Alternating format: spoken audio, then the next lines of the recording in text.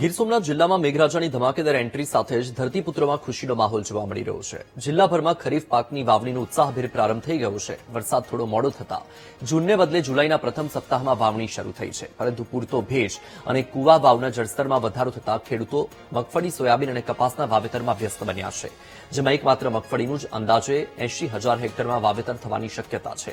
કૃષિ નિષ્ણાંતોના મતે વાવણી બહુ મોડી નથી અને મોટાભાગના વિસ્તારોમાં કામગીરી પૂર્ણતાને આરે છે। છતાં જો 15 જુલાઈ પછી વાવણી કરવાની સ્થિતિ સર્જાય તો ખેડૂતોને મગફળીની વૈજ્ઞાનિક જાતો અથવા તલ, મગ અને અડદ જેવા વૈકલ્પિક પાકો પસંદ કરવાની સલાહ અપાઈ છે। વરસાદનું થોડુંક લેટ થયું પણ પાછળ વરસાદ છે બહુ ફર્સ્ટ ક્લાસ છે, બરાબર। અને વાવણી પણ જબરજસ્ત અટાણે હાલે, ખેડૂતો ખુશ છે અટાણે, બરાબર।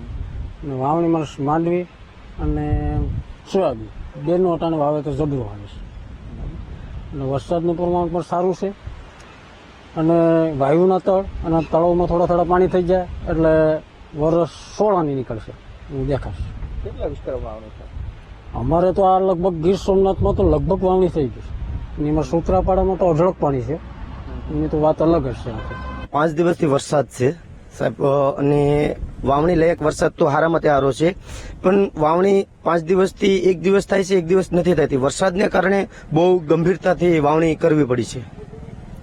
ખેતરમાં મગફળીનું વાવેતર કર્યું છે અથવા સોયાબીન અને બેયનું વાવેતર થઈ ગયું છે, પણ બહુ ગંભીરતાથી વાવેતર કર્યું છે।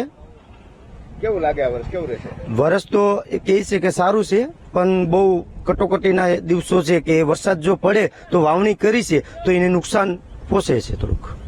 આનંદનો દિવસ તો છે સાહેબ, પણ વરસાદ વાઈને જાય ને વરસાદ પડે છે તો બીમાં થોડીક તકલીફ થાય છે। ખાસ કરીને આમ તો દર ચોમાસાની જો વાત કરતા હોય તો 15 જૂન પછી આપણે રેગ્યુલર ચોમાસું બેસતું હોય અને વાવણી થતી હોય છે, એટલે 15 થી લઈને 25 જૂન સુધી તો બહુ તકલીફ નથી હોતી। પરંતુ આ વર્ષે અને આમ છેલ્લા 2-3 વર્ષથી વરસાદ જે ધીમે ધીમે પાછોતરા ખેંચાય છે, એટલે આ વર્ષે જુલાઈના પહેલા અઠવાડિયામાં વાવણી થઈ છે અને ખૂબ સારો વરસાદ પણ થયો છે।